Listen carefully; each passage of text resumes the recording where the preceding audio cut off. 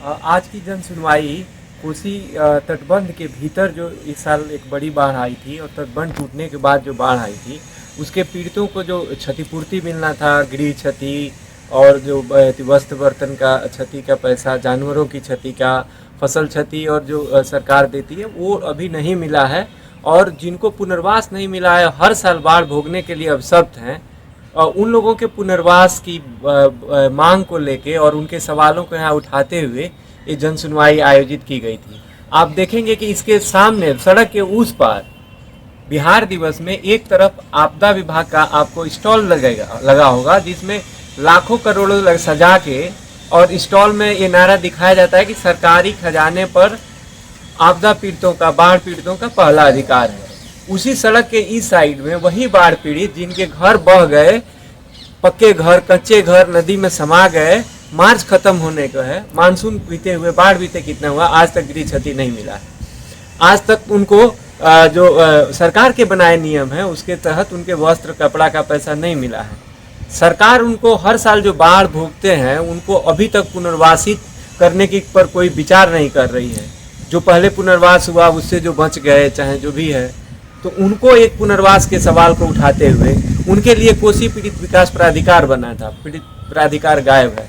तो इस सभी सवालों को लेके एक यहाँ पर जन सुनवाई आयोजित की गई थी, जिसमें एक खुशी की बात है कि पटना हाईकोर्ट के रिटायर्ड जस्टिस अरुण कुमार जी, आपदा विभाग के वरिष्ठ पदाधिकारी रहे हैं व्यास जी मिश्र, और सोशल साइंस के टीस के प्रोफेसर रहे हैं पुष्पेंद्र जी, और पटना यूनिवर्सिटी के भूगोल विभाग की प्रोफेसर और एक और प्रोफेसर साथी लोग उसके पैनल में हैं जो आई हुई हैं। हम लोग आपदा विभाग के अपर मुख्य सचिव और जल संसाधन विभाग के सचिव जो पुनर्वास देखते हैं और प्रधान सचिव को भी आमंत्रित किए थे कि अगर आप नहीं आएंगे तो अपना कोई प्रतिनिधि भी भेज दीजिए, जो उनकी तरफ से कोई प्रतिनिधि नहीं आया है।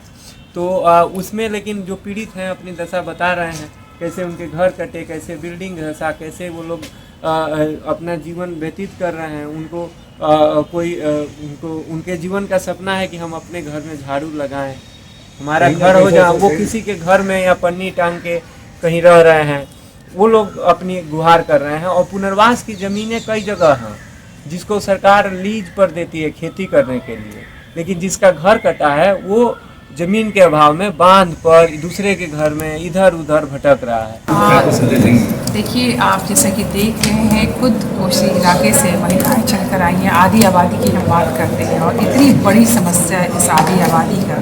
साल साल भर से इनके घर जो है वो बाढ़ में गिर गए हैं, धंस गए हैं और कुछ नहीं बचा इनके पास। इनकी जो बकरियां थी, इनकी जो गायें थी और बच्चे इतने, और ये सब लोग बांध पे रह रहे हैं और एक टेंट लगा कर और इनको सिर्फ चूड़ा दे दिया जाता है। हमारे यहाँ बिहार एशिया का पहला राज्य है जिसने DRR रोड मैप बनाया था 2015 में, और उसमें शॉर्ट टर्म, मिड टर्म और लॉन्ग टर्म की बातें की गई थी, और जिसमें सस्टेनेबिलिटी की बात की गई थी कि किस तरह से हम सस्टेनेबल डेवलपमेंट की बात करें। और यहाँ तक कि माननीय मुख्यमंत्री जी का जो कि आपदा पे उनका बहुत कहा जाता है, ऐसा कि बहुत ध्यान है, और बिहार राज्य आपदा प्रबंधन प्राधिकरण के माननीय अध्यक्ष हुआ करते हैं, और वो हमेशा एक स्टेटमेंट आता है, आप जो भी आपदा की चीज़ों को देखेंगे कि राज्य के खजाने पे आपदा पीड़ितों का पहला हक है। आप देख लीजिए कि कोसी से चल करके इतने आपदा पीड़ित यहाँ एकत्रित हैं, और आज तक जो हम कहते हैं डिजास्टर मैनेजमेंट की बात, पहले हमारे यहाँ सहाय और पुनर्वास सिर्फ हुआ करता था, और आपदा प्रबंधन आया, और जिसमें हम कहते हैं कि इसको 2 भागों में बांटा गया है। पहले भाग में मिटिगेशन, यानी हम आपदाओं के जोखिम को कम करने की बात करते हैं, और दूसरे भाग में हम पुनर्वास, रिहैबिलिटेशन और उनके इकोनॉमिक रिहैबिलिटेशन की बात करते हैं।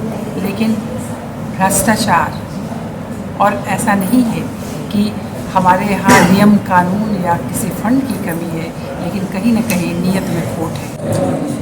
कोसी नवनिर्माण मंच की ओर से ये जन सुनवाई आयोजित की गई है, और इसमें सहरसा, सुपौल या जो कोसी से जुड़े हुए जो भी बाढ़ प्रभावित क्षेत्र हैं वहाँ से लोग आए हैं। ख़ास तौर से वो लोग हैं जो लोग पूर्वी और पश्चिमी तटबंध के बीच में रहते हैं, और ऐसे लोगों की लगभग 11 लाख आबादी है। कई 390 गाँव 2 तटबंध के बीच में पड़ते हैं। तो ये लोग ये बताने के लिए आए हैं कि कोसी के जो तटबंध हैं उन तटबंधों से कोसी की बाढ़ की समस्या का समाधान नहीं हुआ, बल्कि ये समस्या और ज़्यादा विकट हो गई। ये पहली बात।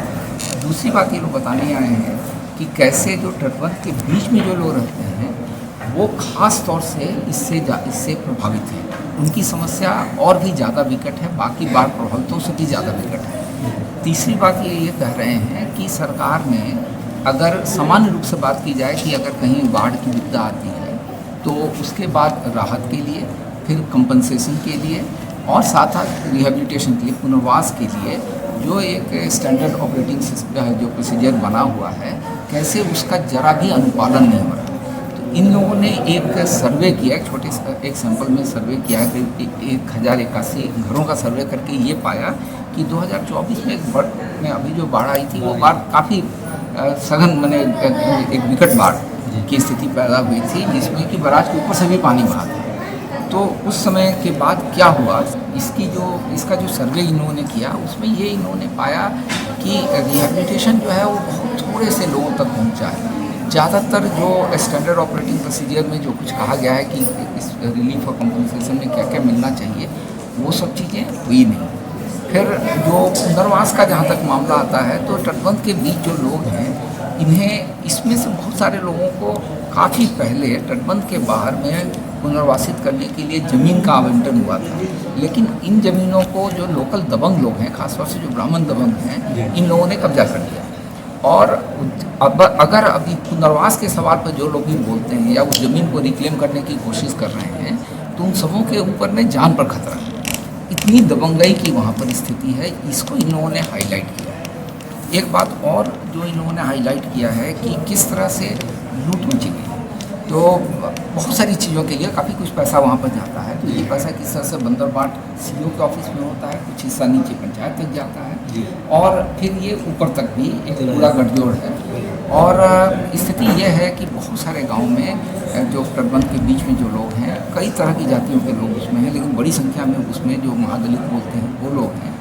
तो इन लोगों के बीच में आज हर साल बाढ़ से नुकसान होता है, तो अधिकांश लोग जो हैं उनके पास घर नहीं है और कुछ लोग तो बांध के ऊपर में रहते हैं, कुछ लोग झुग्गी बना के किसी भी हालत में रहते हैं, कुछ लोग टेंट के अंदर में रहते हैं पन्नी से। और लोगों का कहना है कि हमको ये आपका एक से चूरा टाइप का और ये कुछ तिरपाल और पन्नी ये हमको नहीं चाहिए। आप हमको पहले तो इसके तटबंध के बीच में जो हमको रखा हुआ है, इन लोगों को आप बाहर में हमको ज़मीन दीजिए और हमको घर दीजिए। पहले तो हमको वहाँ पुनर्वासित कीजिए, फिर हमको जो बुनियादी जो सुविधाएं होनी चाहिए, स्वास्थ्य की सुविधा होनी चाहिए, स्कूल की सुविधा होनी चाहिए, वो सारी सुविधाएं आप हमको प्रदान कीजिए और एक इज्जत सम्मान से जीने लायक की स्थिति हमको होनी चाहिए। ऐसे वैसे कोसी नवनिर्माण मंच किस तरह का पहल कर रही है?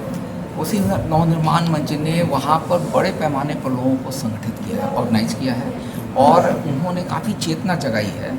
एक तो उन्होंने कई तरह के बुकलेट निकाले हैं जिससे लोगों को ये पता चले कि बाढ़ या आपदा की स्थिति में उनके अधिकार किस तरह के हैं, गवर्नमेंट की स्कीम किस तरह के हैं, इस पर जागरूकता पैदा की है। दूसरे, इन लोगों ने इस समस्या का तात्कालिक और जो दीर्घकालिक समाधान क्या हो सकता है, इसके लिए भी अध्ययन कराया है। उन्होंने एक खास तौर से मैं इस रिपोर्ट को आपको हाईलाइट करना चाहूँगा। ये आप इस रिपोर्ट को देखिए।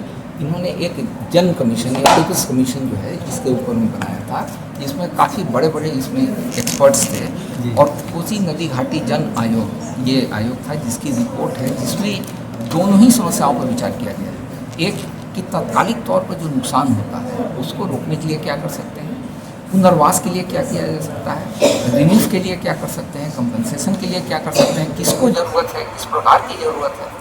और दूसरे स्तर पर ये जो पूरा कोसी का की जो समस्या है, ये 3 देशों की समस्या है, जिसमें कि तिब्बत जो चीन का हिस्सा है वो आता है, नेपाल आता है और भारत आता है। तो इन 3 देशों के स्तर पर मिलकर किस प्रकार के प्रयास किए जा सकते हैं जिससे कि इसका कोई दीर्घकालिक समाधान हो। अभी यहाँ आज जन सुनवाई के जरिए लोगों की आवाज़ को पहुँचाने की, बाहर लाने की कोशिश की जा रही है। जो आवाज़ सुपौल या जो स्थानीय स्तर पर सीमित रह जाती है, तो यहाँ कोशिश की गई कि वो आवाज़ यहाँ पर तक पहुँचे।